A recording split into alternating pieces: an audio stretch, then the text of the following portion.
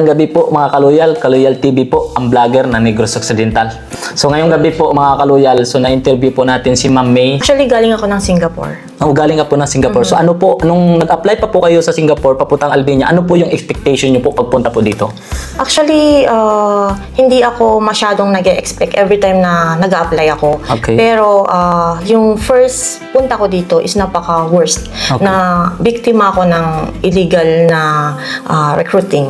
So, yun ang pinaka-masakit na experience ko kasi kaibigan ko mismo ang nagdala sa akin dito. So, and then, marami akong mga nakilala dito sa Albania. That time, hindi pa ganon kalaki ang komunidad ng mga Pilipino dito. And then, hindi pa siya ganon kakilala ang mga Pilipino. Tinapos ko ang almost 2 years. Bumalik ako ng Singapore.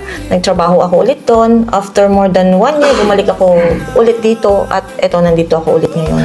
So, maraming salamat po sa experience po ni Mama May. So, ibig po sabihin mga Kaloyal, kapag pumunta ka po sa Albania, so isipin mo po, no, reality versus expectation. It means kung Middle East part ka man o sa Taiwan ka man o saan man na sulok ng mundo, kapag pumunta ka dito sa Albania, so expectation mo talaga sa gusto mong puntahan is wag masyadong mag-expect ng sobra. Okay. So, masasaktan ka lang.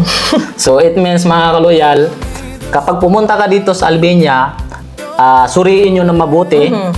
Una-una, kailangan pagdating po sa mga kontrata, no?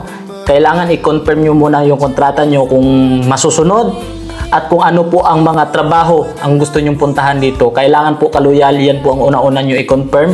At pangalawa, yung agency na inyong a-applyan at tutulong sa inyo, kailangan responsible. Tama po ba, ma'am?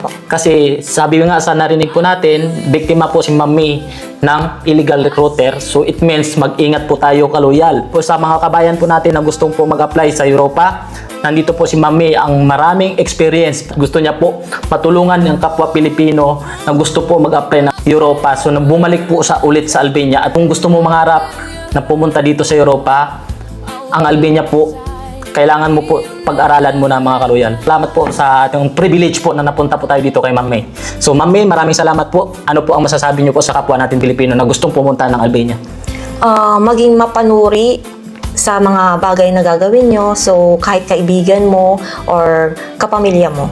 So, maging mausisa. Hindi po masama ang maging mausisa, hindi masama ang mangarap, pero kailangan mo rin pong isipin ang safety mo. Salamat po. Kaloyal TV po, ang vlogger ng Negros Occidental. Dito lang yan sa Europa.